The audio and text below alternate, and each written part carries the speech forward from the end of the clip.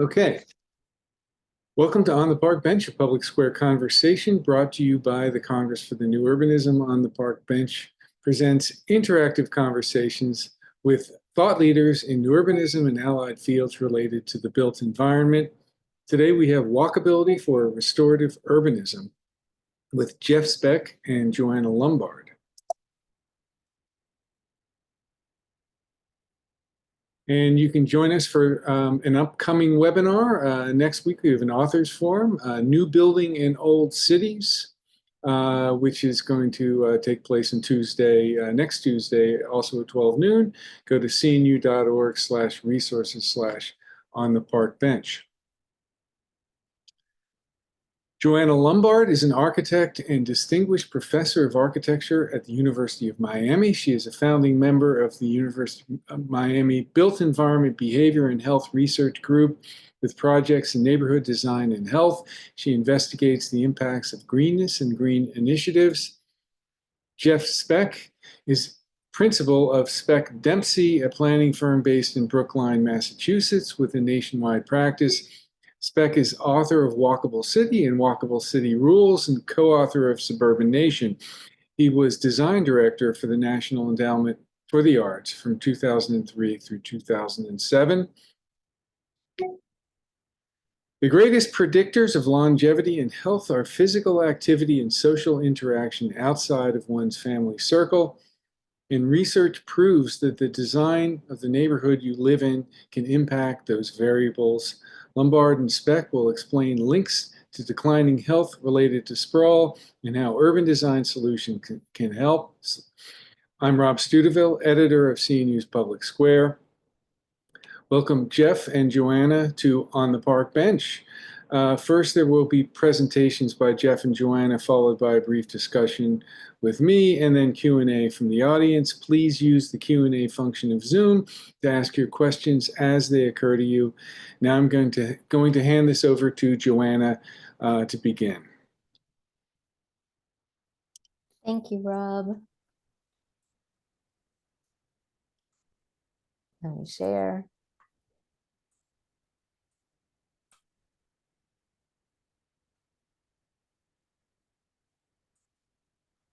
Okay, well, I thought it would be interesting if we did a quick overview of the basics.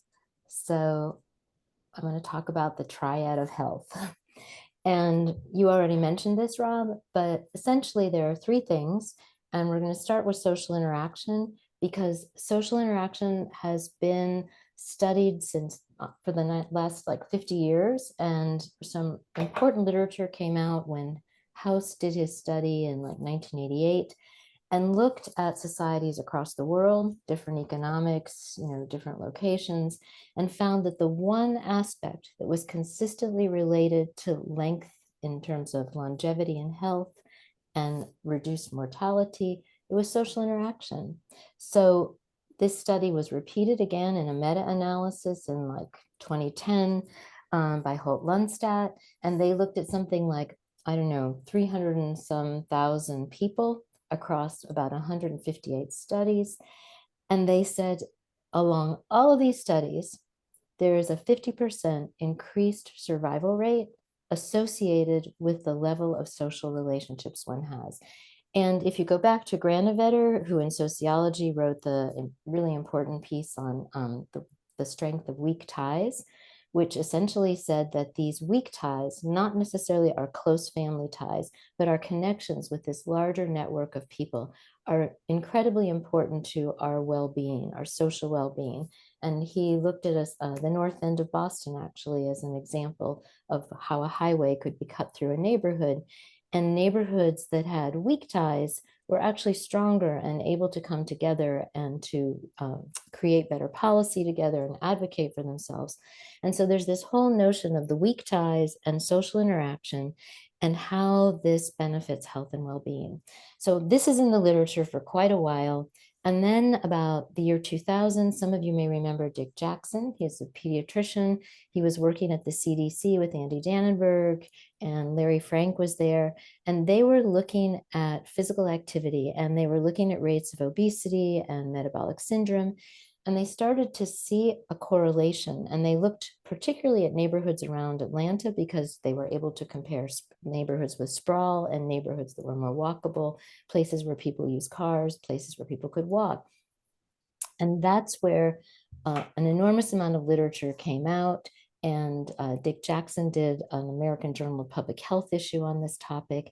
And essentially what you're seeing here is a diagram of the World Health Organization, which essentially associates physical activity with decreased risks of heart disease, premature death. You can read the slide yourself for all of the pieces. And there's a new study that Harvard actually just published last week, which came out about sitting being bad for us.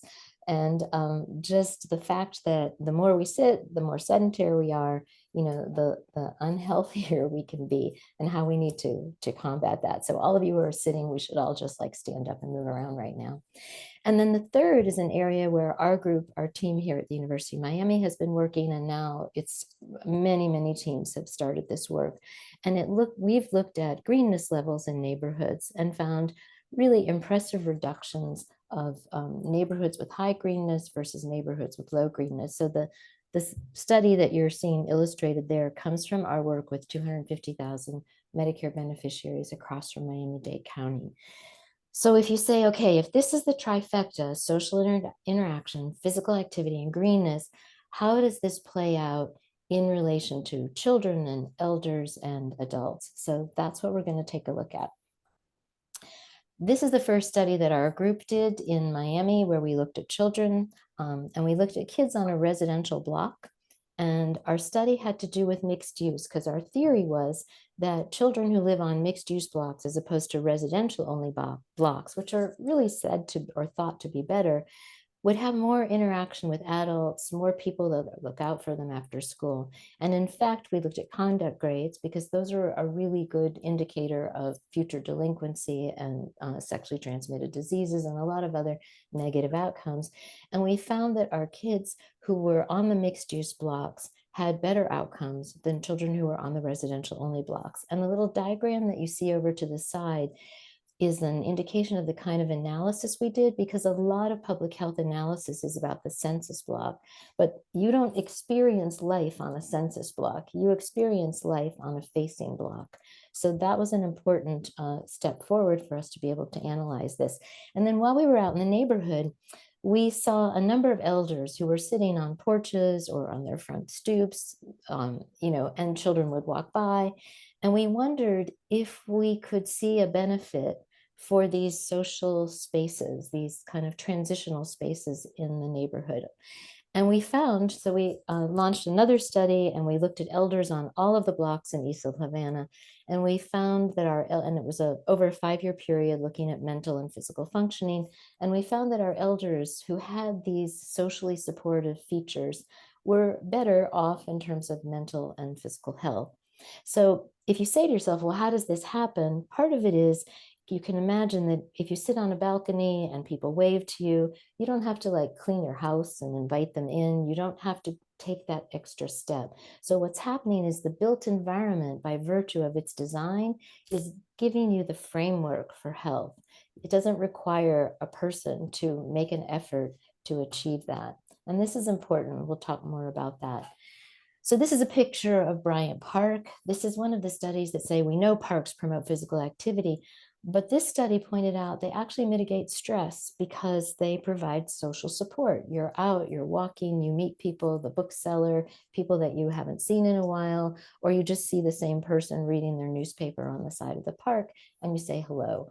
Those kinds of interactions turn out to be extremely important for our brain health. So now we're going to transition to physical activity.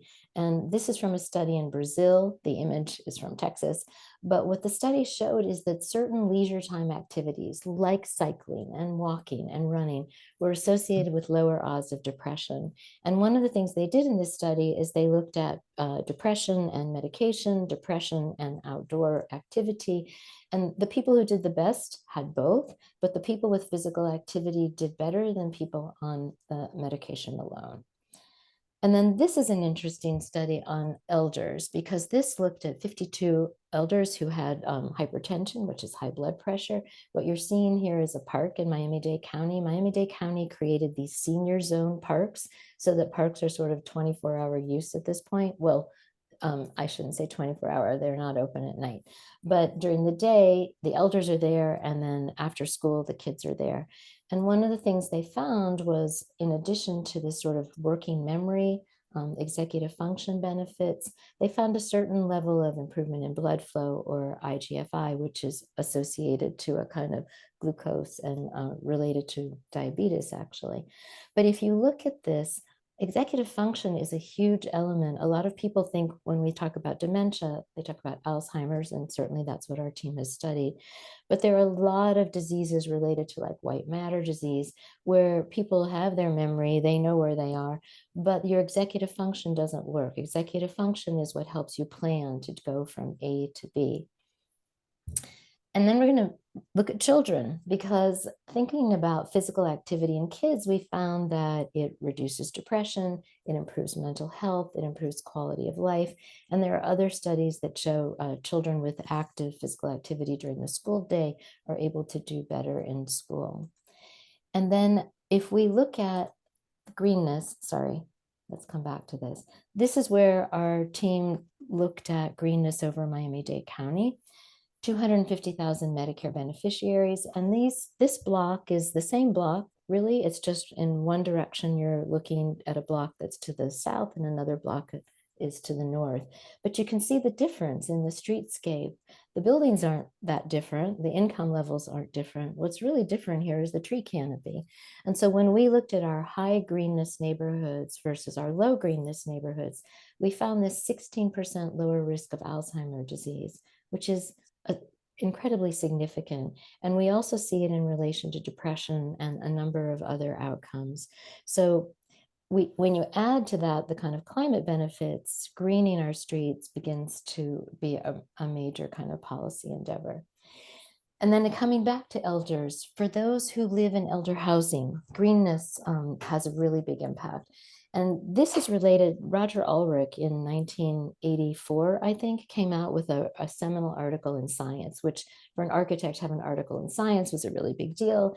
And what he really pointed out is that people in hospital rooms looking at a brick wall or looking at green, the people who looked at green had better outcomes. And that turns out to be true for people in care centers.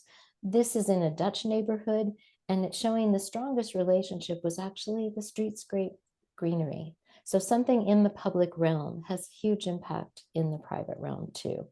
This one is a quick study on children looking at asthma, because some of you, if you start advocating for trees, you're going to find some studies that say, oh, but children with too much greenness can have asthma. This started to parse that out. And Aruni Bhatnagar at the University of Louisville's Christy Brown Envirom Center is taking a deeper dive into this to understand. And they are part of the Green Heart Project, which you can follow. It's a combination of the NIH and the Nature Conservancy. And they've been greening Louisville neighborhoods to take a look at this. This one gets closer to where Jeff is working in walkability and mobility. This is an urban greenway trail. And the idea here, this was the Bearden Village in Knoxville. Professor Fitzhugh at UT Knoxville was looking at this, introducing these greenway connections through the neighborhood. Could those improve physical activity? And his studies showed that they did. I want to mention parks for a moment, because a lot of people, when they think of parks, they think of something like the Marva Bannerman Park that I showed you, where there's equipment and there's sports fields. In fact, this study showed that kids who live near aesthetically pleasing parks actually played longer and had more unstructured play. And those kinds of things probably tie into social interaction as well as physical activity, because in an environment like this, children use their imagination. So when you want to advocate for a park that's more naturalized, there's a lot of evidence to support that. Greenness in schools, I already mentioned, for kids to see, to have their kind of reduced inattentiveness and working memory. If any of you had the misfortune of growing up in the 60s and 70s and going to schools where they decided we should only look at the teacher and not have windows, it's amazing really that anybody graduated, because when you understand how important these views are for working memory and attention, you realize how important it is for schools to have views. This was a study in Michigan looking at trees and shrubs from cafeterias and classrooms. What's interesting about this one is looking out on the field didn't have the same benefit as looking out on the trees. And this one is a study that UPenn did when the Pennsylvania Horticultural Society teamed up with the city of Philadelphia over a 10-year period. They're greening lots, urban lots, and they find reductions in vandalism, gun assaults, but also for our purposes, residents reporting less stress and more exercise. And then finally, landing back in Miami-Dade County is trying to go for a 30% tree canopy. These are people in the Million Trees Miami Initiative, where you can call the county and ask to plant trees in your neighborhood. And given the study that is recently out in Sweden about the lower levels of depressive symptoms when you have trees in your immediate environment, you can see that this is a benefit from both climate and individual health and population health. So the last slide I wanted to show you is, well, what can we do about this? I'd recommend everybody on the call could go out and just start doing your own quick built environment audit for social interaction, physical activity, and greenness. You can study building frontages and uses because that's how you provide that social interaction. You can look at streetscapes and open spaces and see, do they make it easy to get around or do they inhibit getting around? Everybody should have an urban forester in their county or city or municipality, because these are the people that treat trees not like objects, but in fact like the ecosystem that they are. And then connectivity and mobility, because all of these things require us to be connected and to be related. And then finally, we have to change policy. So if you begin to look at, well, where can we do that? I would say there's no better place to look than the CNU Charter and the new CNU canons, because all of these principles that provide a framework for a built environment that supports health and well-being are literally in the DNA of the Charter and in the canon. So I think Jeff is going to follow up and give you some more tangible examples of walkability and mobility, and then we'll have some opportunity at the end for a Q&A.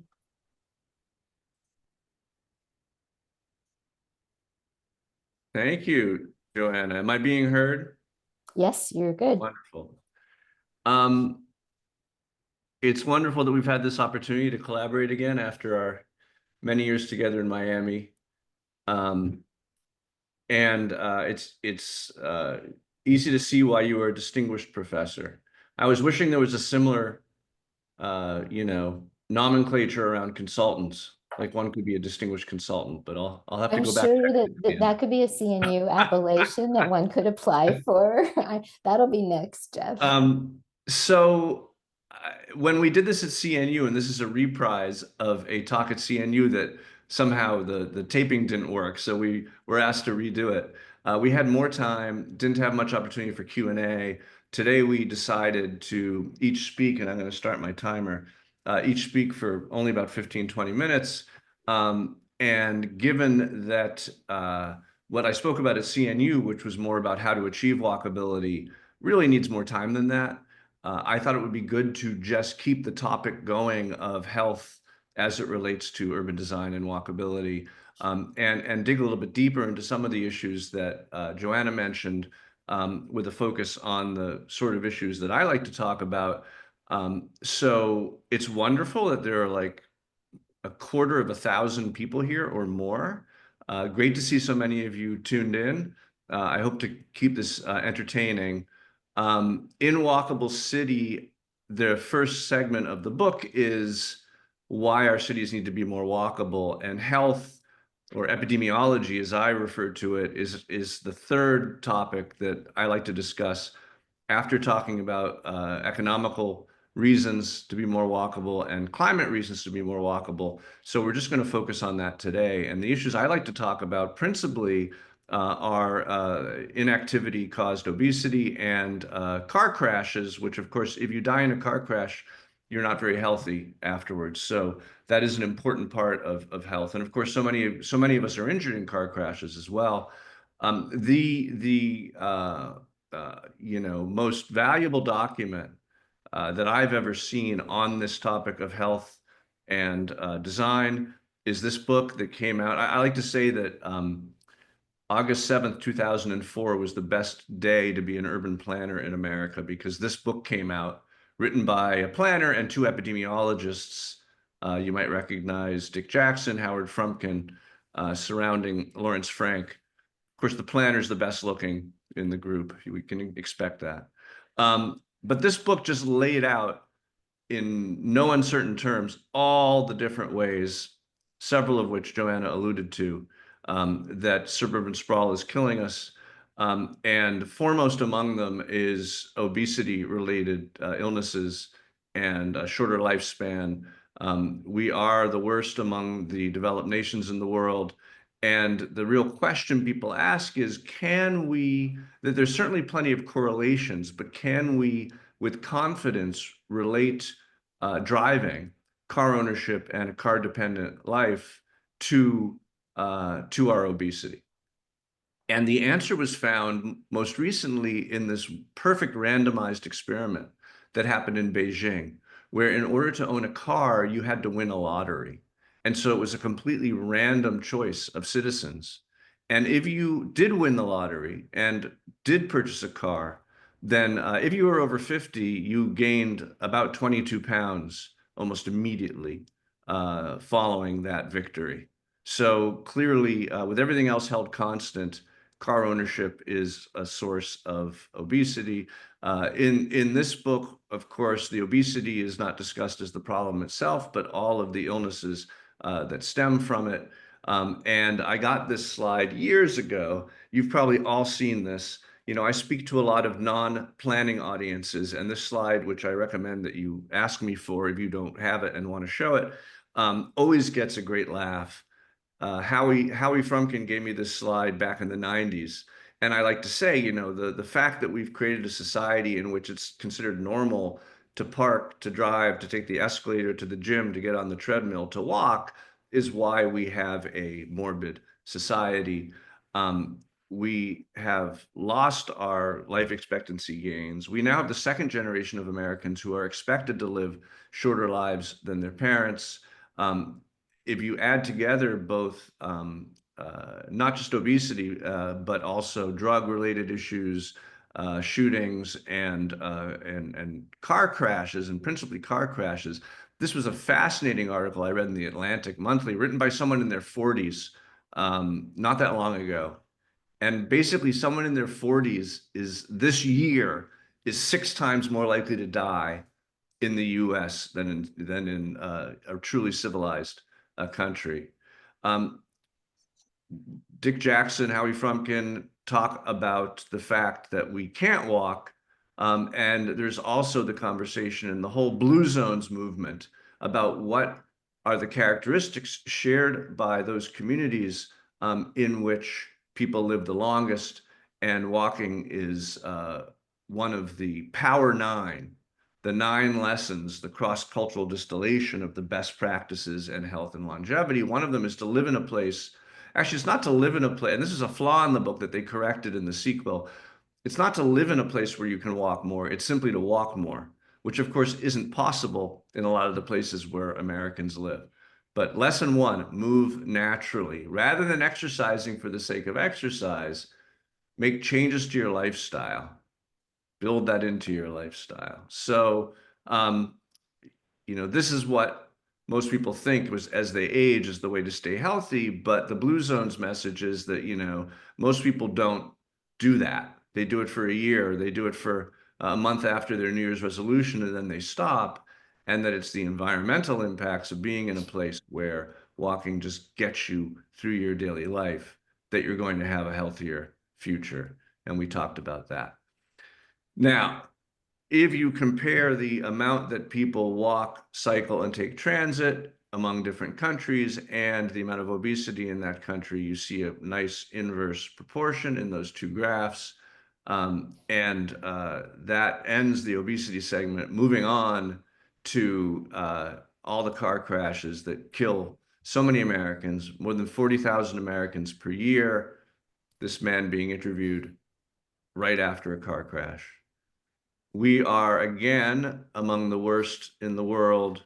And car crash victims have dropped every year, with the exception of the COVID years, where there was less congestion and people were speeding more as a result.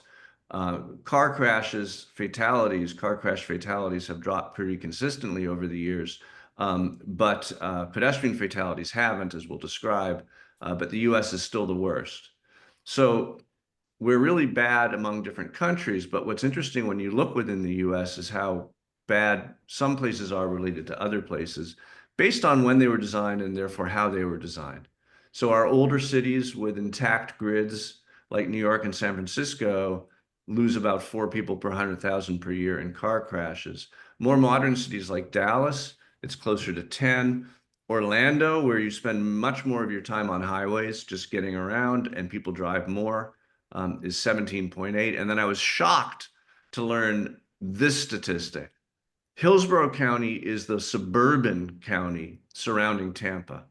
And the message here is, yes, it's in Florida and Tampa's stats are bad and people drive a lot in Tampa, but this is when you look beyond the urban core at the auto zone. So if you isolate it much more to a suburban environment, it's literally, almost 20 times as bad as our more walkable places. So shocking. And then there's the issue of pedestrians themselves. This book, you probably know, it comes out every year, issued by Smart Growth America and Complete Streets.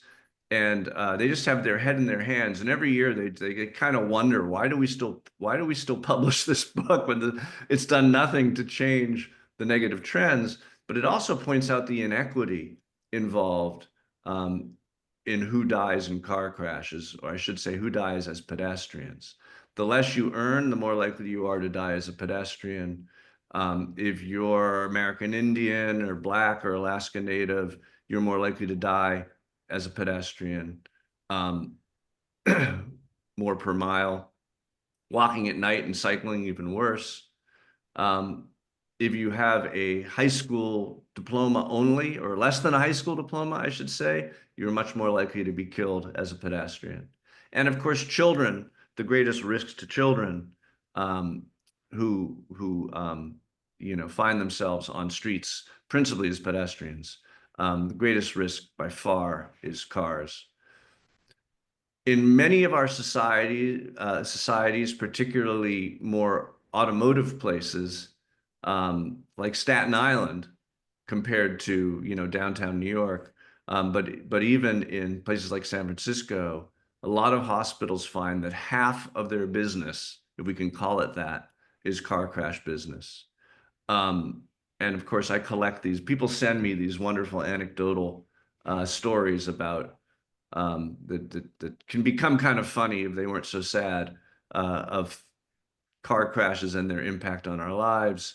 But here's what you need to know, which is that over the last 15 years, your chances of being killed as a pedestrian have gone up 82%. And we ask the question, why? In Europe, it's actually gone down. Norm Garrick here presenting at a earlier CNU, in 1975, it was you were twice as likely to be killed as a pedestrian in the Netherlands than you are now. Oh, sorry, no. In 1975, your chance of being killed as a pedestrian was twice what it was in the Netherlands, and now it's 20 times what it was in the Netherlands. But I should add that the pedestrian death rate in the Netherlands has dropped significantly. The EU has cut pedestrian deaths by about 40%, while ours have soared. And of course, there's all sorts of interesting techniques being offered to us about how to stay alive while walking, whether we should be wearing bright clothing that's more fashionable or less fashionable. But of course, the color of your outfit doesn't matter if this is the sort of experience that you find yourself in. A wonderful book you're probably aware of, Right of Way, by Angie Schmidt, talks about why. Why is this happening? And she comes up with a number of reasons, or she doesn't come up with, but she's very astute in analyzing a number of reasons. The first is the suburbanization of poverty. And you have this condition in America where you have this whole swath of the landscape that was created without any anticipation that anyone would ever be a pedestrian in it, right? So you see no sidewalks, you see folks crossing who are pedestrians, because what's happened is this AutoZone has become the only affordable place for a lot of Americans, and therefore this landscape that was never meant to be safe for pedestrians is holding pedestrians. And of course, it wasn't designed in order to make it safe for them to occupy it. Secondly is cell phone use. And the fact is that they have cell phones in Europe as well. And so this was once thought to be the biggest cause of pedestrian fatalities, the advent of the cell phone. It is a factor. People have noted that in Europe, there are more stick shifts. So drivers may have cell phones, but they're losing them less. They're using them less when they drive. I think cell phone use is a factor. Not too much we can do about it. But I bring this slide up to compare it with this slide. And of course, what many of us believe with great confidence is the single greatest factor in that 83% increase in pedestrian deaths, which is the shift from sedans to SUVs as the standard vehicle in the American fleet. Of course, when you're hit by an SUV, you end up under it and not on the hood. The impact is much greater due to the weight. The data are very clear. Basically, when a car goes from 2 tons to 4 tons, the impact about triples in terms of the risk to the pedestrian. Of course, many people buy bigger cars in order to protect themselves from bigger cars. Many people buy bigger cars because it's cool. Of course, the connection of car brand to ego is a huge part of the American car buying experience. And I want to get a license plate like this, but you know, the experience of having these folks behind you. And then there's the high hoods, which are both associated with the car design, but also a stylistic choice. And of course, the higher the hood, the further in front of your car you can't see. One test found that a normal height woman in an Escalade could only see the 12th child sitting in front of the car. And front over fatalities, which used to be extremely rare, have now become very common. And it's mostly parents killing their own children in their own driveways due to the height of the cars. But it's also a design issue. The front end was the focal point. We want to make sure when you stand in front of this thing, it looks like it's going to come and get you. It's got that pissed off feel. So that is the designer's intention. It may serve some other functions if you have the electric version. But this idea that the hood is actually much higher than it needs to be is something that the NHTCB, if I've said that right, is finally looking into. But I don't think we can expect any progress in this from the federal government. And if we do see progress, it'll be over a long period of time. So the question is, what can we do? And what we can do, particularly as urban designers, is try to influence the speed of the vehicle. Speed is the single greatest factor in the damage, the death and destruction that is caused in a car crash, even greater than vehicle weight. A car going 35 miles an hour is about 7 times as likely to kill you if it hits you than a car going 25 miles an hour. That doesn't take into account the fact that a car going faster takes much longer to stop, and also the fact that as you drive faster, your cone of vision narrows and you see much less. So all of these things add up to every mile per hour making a big difference. According to Dong Ho Chang, it's between 7 and 22% difference in death and injury for every mile per hour that we can get drivers to go more slowly. And we have this ridiculous condition in the US that Chuck Marohn has talked about for many years, that we're actually required to design streets for speeds higher than we post them. This is a key factor that distinguishes American street design from Vision Zero in Europe. The whole idea of Vision Zero is you just design the street so that drivers are uncomfortable going above the speed limit. In America, street design has derived from highway design. In highway design, you set your speed based on the speed limit, right? If you're like me, you look for the speed limit and you set your cruise control for 9 miles an hour over the speed limit. Because the speed limit determines the speed, then anything you can do to add forgiveness or elbow room makes the streets safer. What are those things? Wider lanes, more lanes, shoulders, clear zones, no trees, no opposing traffic, few intersections, big swoops. These things all make the highway safer because the speed is constant. But that's not how we set our speeds in neighborhoods. And because we set our speeds in neighborhoods based on our perception of what speed is safe, everything that I just listed that improves elbow room, that improves forgiveness, actually creates speeding and creates the danger that we're trying to avoid. So this is the fundamental misunderstanding underlying traffic design and why we have to post signs like this and use radar detectors, because when you design a highway, people drive like it's a highway, right? The speed limit is not taking care of it. And of course, this is the heart, this is the middle of Salt Lake City. Some of our cities in America are designed as highways. This is my wife and one of my sons crossing a street in Salt Lake City. I'm sure you've all seen this story where they give you flags to wave, but have you seen Granville Island, Vancouver? Because they have a new technique there called grab a brick. And I think this is much more effective than waving a flag as you cross the street. Make sure you establish eye contact. Now, this is Canada, of course, and Canadians are very polite. So it turns out the bricks are made out of foam, but you get the idea. In conclusion, this is not the talk I'm giving today, but what do you do about it? What do you do to cause drivers to go more slowly? And the way that we have come to address this is through what we call a walkability study. So when we do a walkability study, we focus on the useful walk, the safe walk, the comfortable walk, and the interesting walk. But the safe walk, of course, begins with speed limits. It eliminates multi-lane one-way streets. We've done that in a dozen cities. It eliminates lanes that are extra. Many of you joined us in Oklahoma City, where I described how we eliminated a third of the lanes in downtown Oklahoma City. It looks at the cycling network and how that takes advantage of the fact that we can reduce the number of lanes, and we reduce the lanes in proportion to the traffic on them. So we typically find that rather than fighting people and telling them that we're going to cause congestion, we often find streets, as we did last week in Chattanooga doing one of these exercises, we find streets that have more lanes than they have traffic, and that's where we propose the reduction. Then we optimize each street to optimize safety, yes, throughput, but also cycling and parking provision. And then we look again at intersections, at the curb radii of intersections. We eliminate signals wherever we can, because when you replace a signal with an always stop sign, severe pedestrian injuries drop by about 2/3.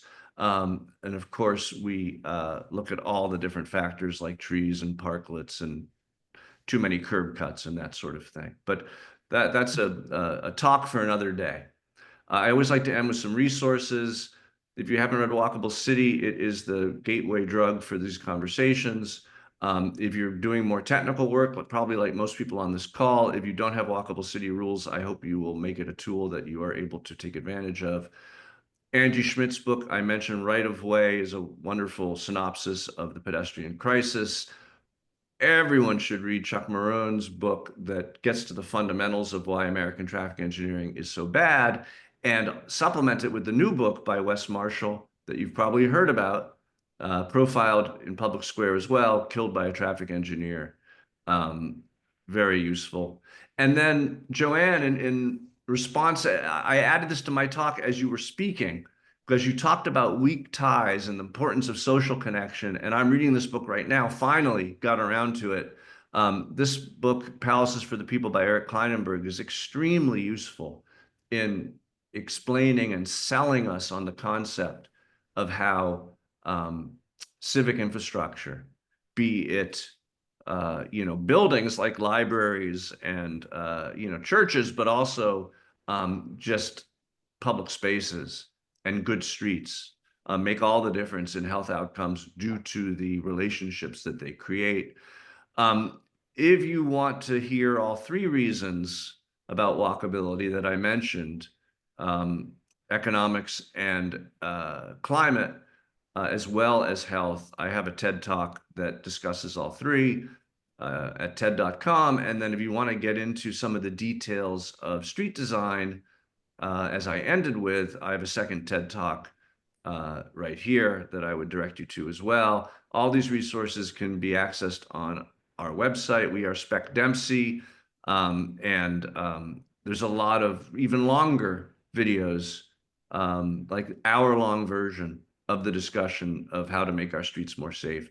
And then finally, in particular for this audience, I teach with George Proakis, who many of you may know. I teach a 2-day class at Harvard every year. I hope some of you might consider joining us. It's basically 2 days of this with some case studies, site visits, and a design exercise. And I think I'm done. So I'll stop sharing, and I'm excited for questions. Wonderful. Thank you very much, Jeff. Thank you, Joanna. And I wanted to remind everybody, if you have questions, put them in the Q&A, and we will answer these as we get to them. I'm going to ask a few questions just to kick things off. One thing that occurs to me is, like, the book came out in 2004, which really described all of this, and it's been 20 years now. I still don't hear many healthcare professionals talking about this. I have an excellent family doctor, and he, describes all the aspects of what makes my life healthier, and he's very much on target, but he never mentions the physical environment. And also I wonder, there really doesn't seem to be platforms, even if he was aware of this. Are doctors not aware of this? And if they are aware of this, do they lack platforms to really address it? Well, I think it depends on the field.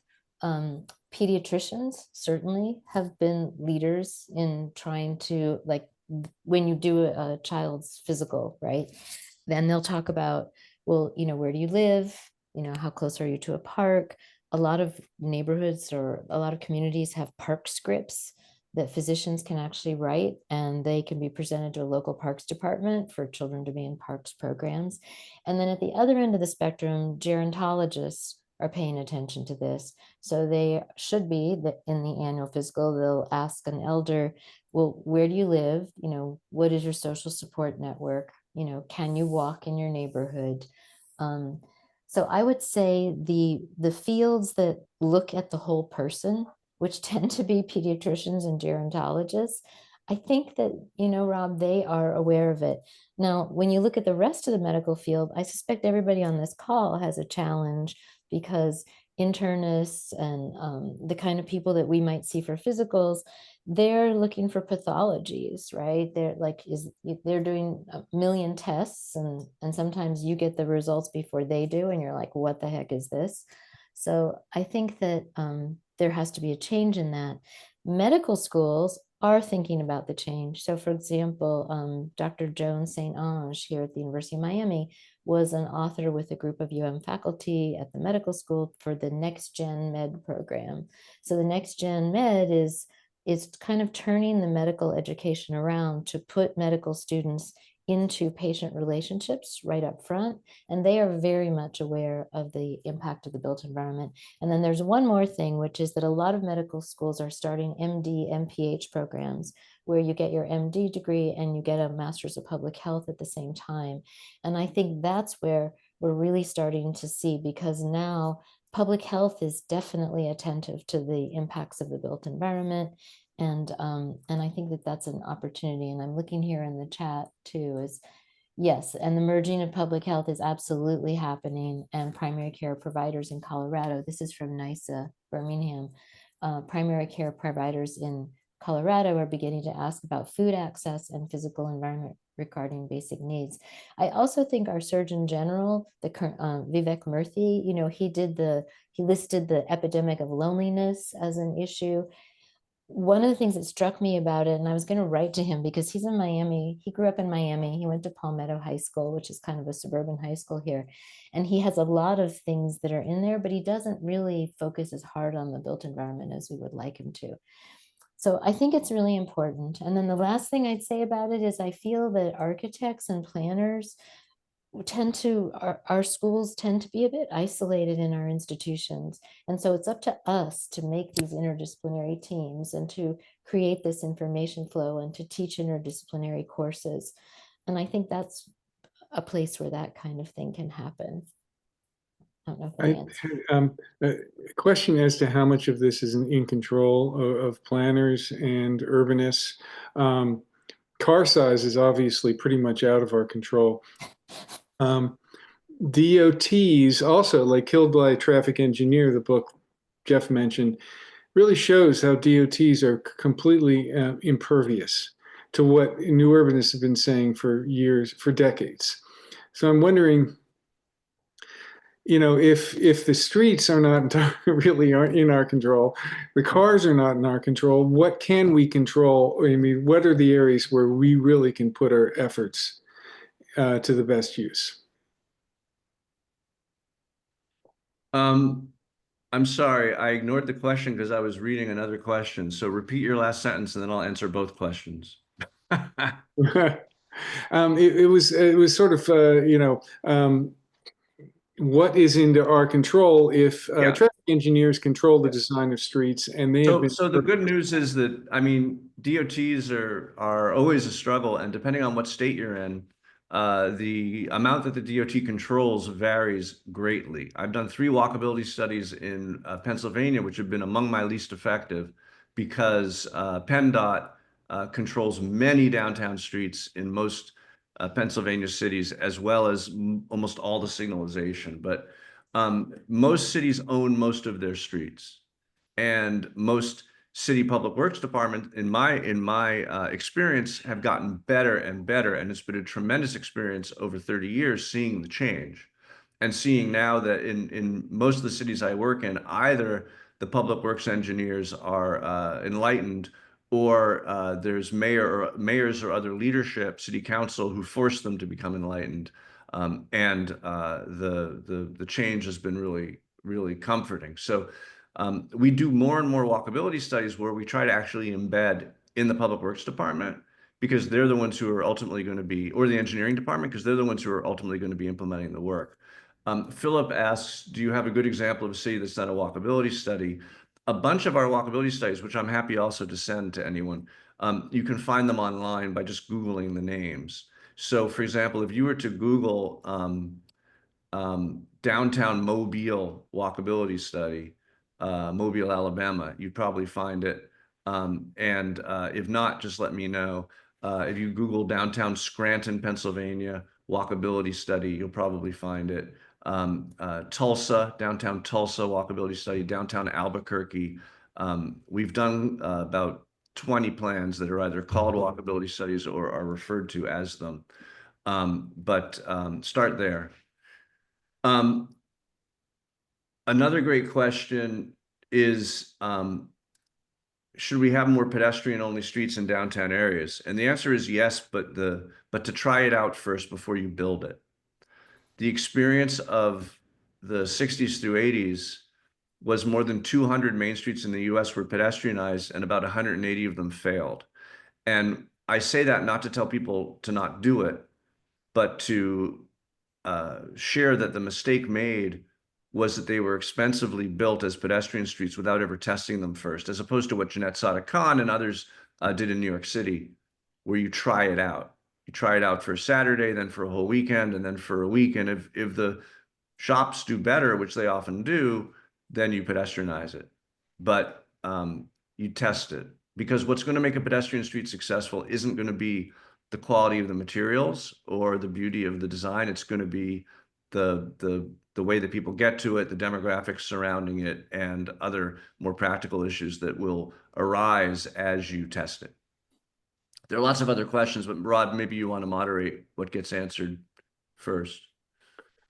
Well, we had a question. To what extent are the digital tools that have been increasingly implemented in urban spaces in recent years, such as smart lighting, digital signage, and navigation apps, are they effective in enhancing walkability or addressing these health issues? Maybe Joanna can answer. I have very little experience with that, and limited confidence that those make as big a difference as the issues that I focus on. Well, I mean, I think that the digital tools are really useful from the analysis point of view to be able to assess what's going on. People are starting to use Google Street View to look at issues. So from a research perspective, I'd say they're analytical tools in terms of changing behavior. Um, and you know, I think that's a whole nother realm. I think Yeah. navigation apps, though, play a real role, because what the navigation apps do Mhm. is they distribute traffic in the most effective way. And so actually we recently did a plan for downtown Watertown Square here outside of Boston. Mhm. And it was very clear that half the traffic in Watertown Square was cut through traffic, people who were choosing to go through the square rather Mhm. than take other highways and other ways to get home from work and to work. Yeah. And it was clear, I held the app up and showed it to the audience, how at any given time, the amount of time it took to drive through Watertown Square was exactly the same amount of time as the high speed path on or the congested path on the Yeah. highway Yeah. alternative. And when you use that tool and you share it to the audience, with the audience, they begin to understand that actually they can decide how much traffic they want to have in their downtown Yeah. because so much of it is cut through. And the apps, not everyone needs to use the apps. Only a small number of people need to use the apps for it to cause the traffic to redistribute in the most efficient way. So But it's if you're in actually, one of those neighborhoods where the traffic's been redistributed, there's a lot of pushback. Um, yeah, that's I true. I was in New It means Orleans that, recently, and they were the streets in New Orleans, for those of you that are there, tons of potholes, and there's a lot of repair work that needs to be done. And one of the architecture faculty at Tulane told me that neighbors actually resist having the city come and fix the street because then that will become the street of choice that everyone will drive through, and they'll get the traffic on their street. So it's complicated, right? it is complicated, but at least it gives you the ability to make the decision Yes. to Yeah. redistribute, right? Yeah. I want to answer Hannah or Hannah, who talks about congestion pricing, just because it's such a hot topic right now with New York City finally, apparently, the governor finally accepting, although at maybe too low a price to be fully effective, the Uh-huh. congestion pricing scheme that was held up for so many years and then vetoed quite idiotically, I can say, by the governor. The question exposes the misinformation that is often put out about congestion pricing. Someone always mentions the poor, apprentice plumber from Staten Island who has to take his mom to the hospital in New York City, and how he or she is being penalized by congestion pricing and its impact on poor communities or marginalized communities. The simple fact is that congestion pricing is a progressive activity, and that anything you do that supports driving is a regressive activity. Driving trends rich, walking trends poor, biking trends poor, despite the image of the elite bicyclist. 39% of people who bike for work or school are from the lowest 25% of income earners. And also, of course, it is marginalized and poor communities who, as I shared, who are most impacted by vehicular violence, also by the asthma and other environmental diseases that come from being located close to congested roadways.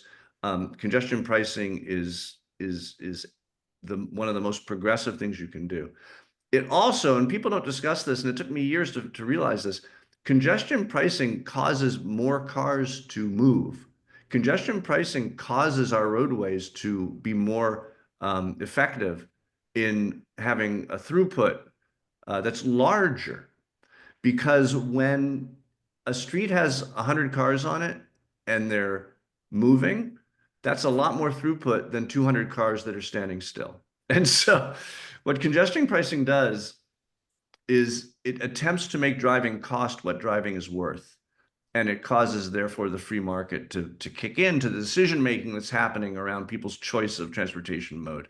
So there's a lot of smoke screens around it, but every place it's been tried, it's had tremendously positive impacts, and that should be enough to give us confidence in it. But it's going to be implemented in basically half of Manhattan very shortly. Does it have a application beyond a place like Manhattan? How many cities would congestion pricing, could it be applied to? Well, I live in Boston. It could certainly work in Boston. Any city that has a limited number of ways in and out, right? Bridges and tunnels, and the ability to identify the roadways on which tolling could happen, and not, as Joanna had alluded to, not encouraging cut-through traffic in a way that could be very destructive. Is if that city is experiencing congestion, then it could have a role.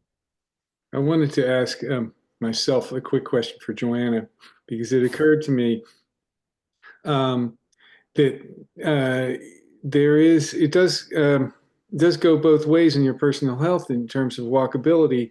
When you're walking, you're healthier. Obviously, there's studies that show that you're reducing your weight and long-term disease and so forth, but also you're increasing your risk in terms of the traffic accidents.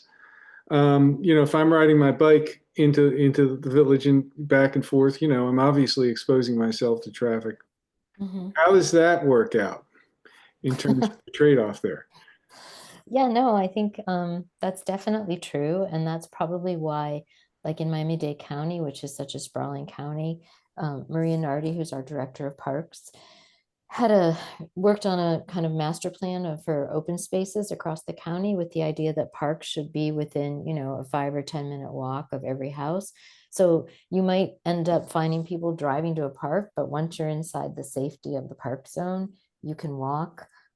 We just did a project with them where we looked at parks that had sort of traditional one entry parks to see if you could make cut throughs from neighborhoods where you didn't even have to go out on the street, but you could kind of cut through sort of little passageways through different houses. So for example, if you say, well, there are these easements that Florida Power and Light has, what if that easement becomes a greenway? And then I can get from my house along the greenway to the park, and then I'm never interacting with the cars. So I think that's an important part of it. And then there are the streets and neighborhoods where we live. And to Jeff's point, I mean, if you happen to live on one of those cut through streets, that's pretty dangerous, but not everybody does. So to the extent that your own street can be made as safe and green as possible, that's a possibility.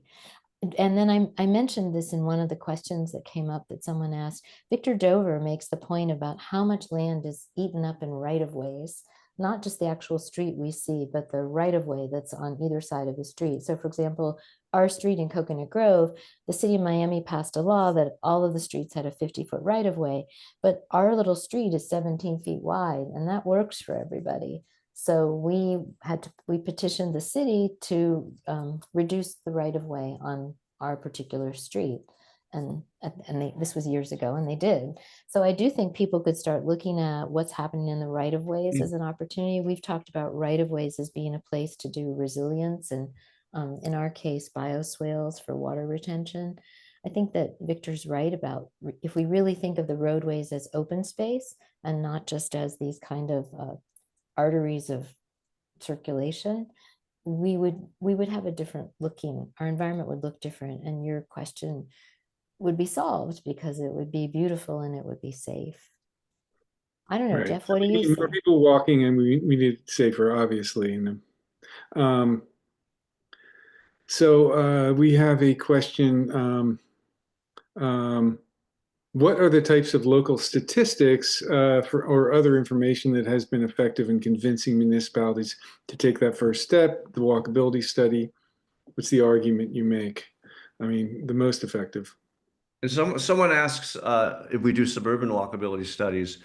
Um, it depends on the type of suburb. Like I believe I got a inquiry once from, I think it was Snowmass, Colorado, and if we could do some work there. And I looked at Snowmass, Colorado, if I remember right, and it was entirely a post-war landscape. So it was arterials, collectors, cul-de-sacs, and I said, I don't think we can help you because the bones are wrong.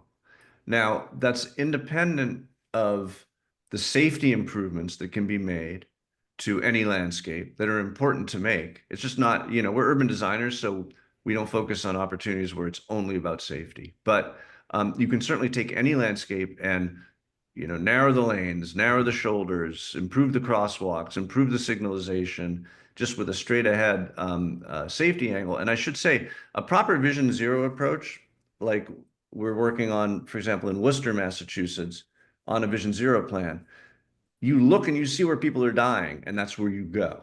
So it doesn't matter where it is. It probably is the purest suburbia, but then you find opportunities to fix the killing zones.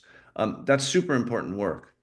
The more archetypical walkability study looks at a place where walking is actually possible as a useful, safe, comfortable, and interesting way of getting around, so that people will make the choice to do it.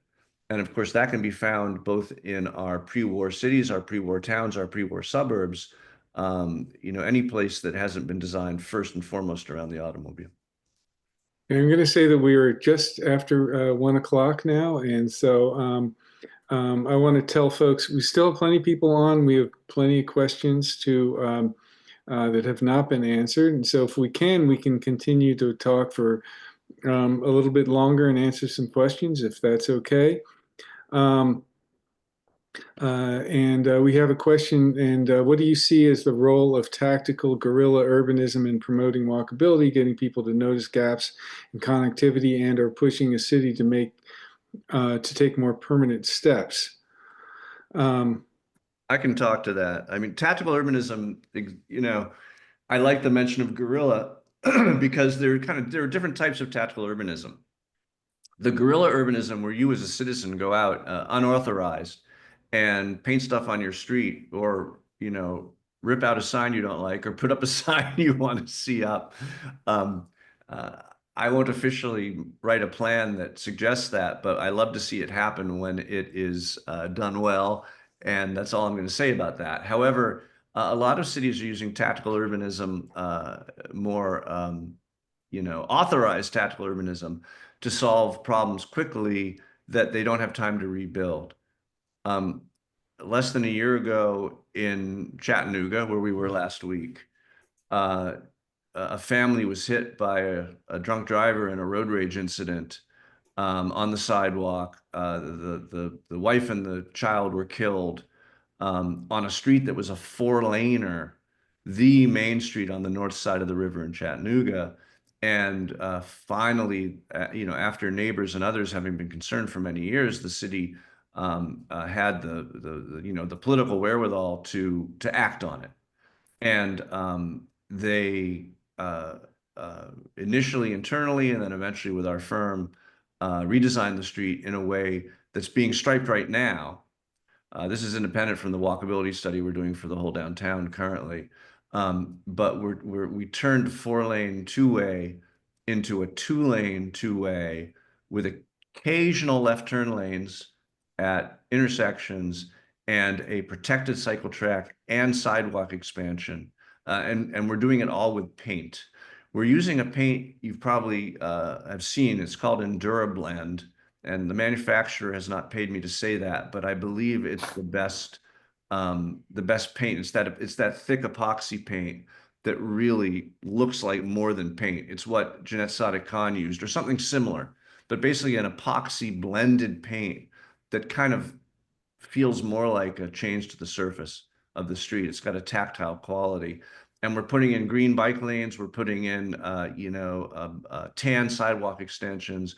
We're adding planters and other things.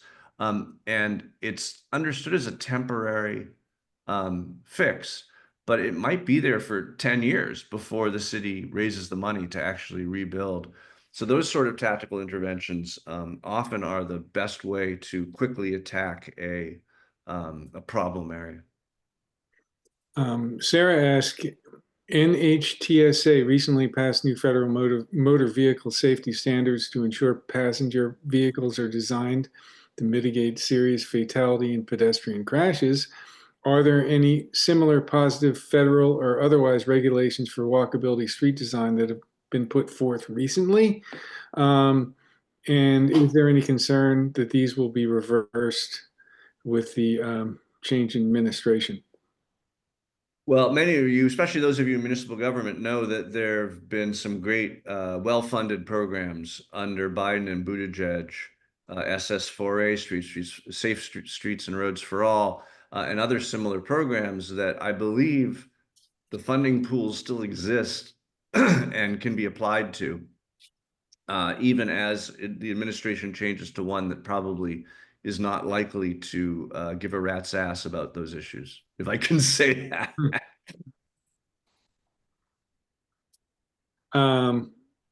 Melina asked, my city just added a raised pedestrian crosswalk on our most dangerous and most pedestrian street outside of the university. They failed to add bump outs or other calming infrastructure on the intersecting streets.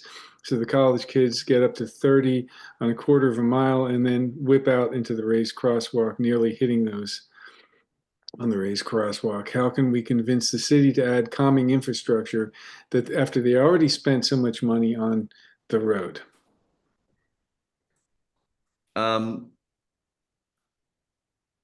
Convincing is place-based. So, you know, the techniques that Joanne and I bring to places where we speak or work are somewhat generic, but the act of making them law or implemented is typically a very local and human-based endeavor that is hard to advise on. So, Joanna, I don't know if there's anything you want to add to this conversation, but I would say that the techniques that we use is just to always insist that we run an evidence-based practice and to provide examples and to remind folks that there's really nothing new under the sun, and it's our job as planners to copy what works and not copy what doesn't. In this particular case, it sounds like, the city has put a lot of money into something and it's not working. They might ask themselves what they did wrong, and maybe explaining that they kind of half built it would be effective. But I think the author of the question knows more about it than either of us, probably. We get a question. Now the most expensive neighborhoods are the walkable ones. We need to retrofit suburbia. All of that space in the parking lots could be used for affordable housing instead of paving over farms, etc., especially in the South that is developing at an extremely rapid rate in the Nashville area. How do we bring these health-related planning ideas to the suburbs that need it the most, I suppose? Oh, Joanna, you're muted. No, I didn't say anything. Oh, I saw your mouth moving. No, I mean, when we, I'm going to back up for a minute. After Hurricane Andrew decimated Miami-Dade counties, especially the southern portion and especially the suburbs, and people were stranded, there was an idea that came out. Liz Plater-Zyberg led, charrettes. Dennis Hector worked on codes. And one of the things they said is if you could actually start to think about the area where we live, each of us, and what our walkable distance is around it, and we can kind of group together with those people, and we can start to see what do we need for this place to work. And in this case, we were talking about literally like get water, get supplies, get food, because when you couldn't drive on the roads and there was no electricity and there was no water supply, like there's no life, right? So that approach has stayed with me always. It's kind of like, what can I fix that's close and what can I think of that's far?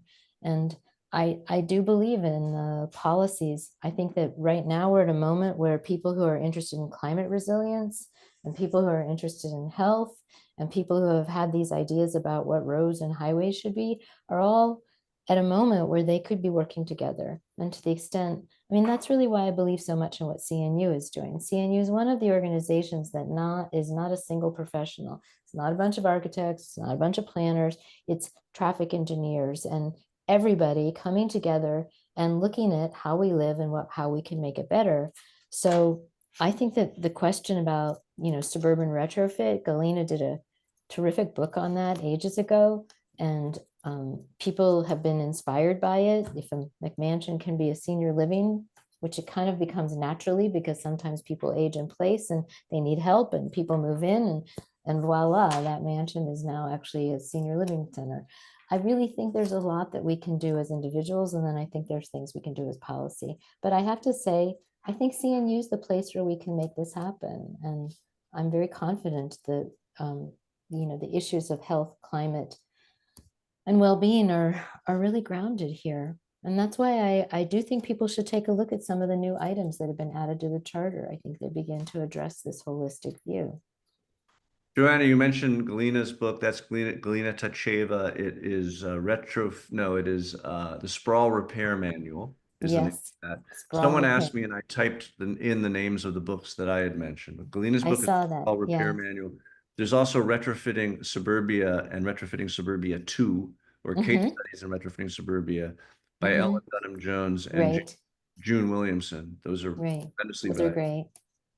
Someone asked the question, do we think the transition to electric vehicles can help reduce traffic congestion, or the opposite will happen? The transition to electric vehicles will reduce the pollutants that come from cars, and it's too little too late, but it's very important that if you can buy an electric vehicle, you should. Just don't use it as an excuse to buy a bigger vehicle and feel virtuous about driving it. And of course, electric vehicles weigh more, they're more dangerous for that reason. And also 85 to 90% of the particulates that come off of our cars are from our tires and brake pads. And those are much more extreme from electric vehicles. So because of the weight. So they don't really solve many problems, and they don't solve congestion. The statement that question prompts in me is to say, well, the biggest change that people are touting in vehicles is autonomy. And some are suggesting that autonomy will reduce congestion. Anyone who's truly studied the unlikelihood of true swarming, where every car is networked and interacting with each other in the swarms that they try to depict with videos, and B, the fact that being in an autonomous vehicle will make driving more productive. You can do other things, like you're on a train and you're more private, so you can, watch cat videos or engage in intimate moments with your partner, or do all sorts of other things that will cause you to be much more willing to sit in traffic, cause most people to believe that autonomous vehicles will be a traffic generator and a sprawl bomb. So we need to be careful about that. Well, don't you think, in an ideal world, driving a car would not be something you have to do. You would be able to get basically what you need. And that's really the 15-minute city or the 5-minute walk.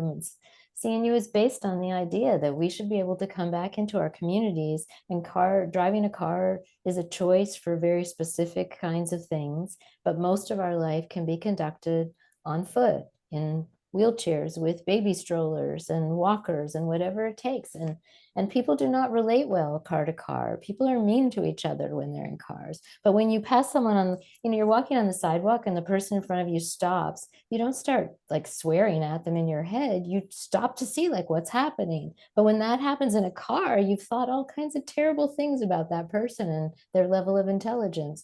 So I just think we need to get out of the cars and on the roads and on the streets, and we need to own them as people and not as machines.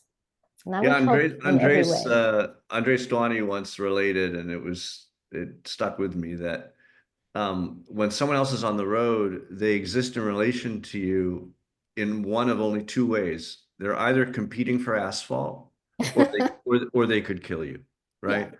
So that creates a truly antisocial. It's adversarial from the get-go. Yeah.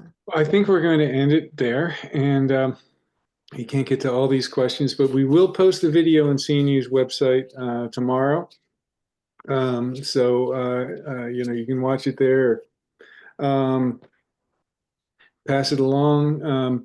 I wanted to wish everybody a happy Thanksgiving, and And thank you so much, Joanna and Jeff, for a wonderful presentation.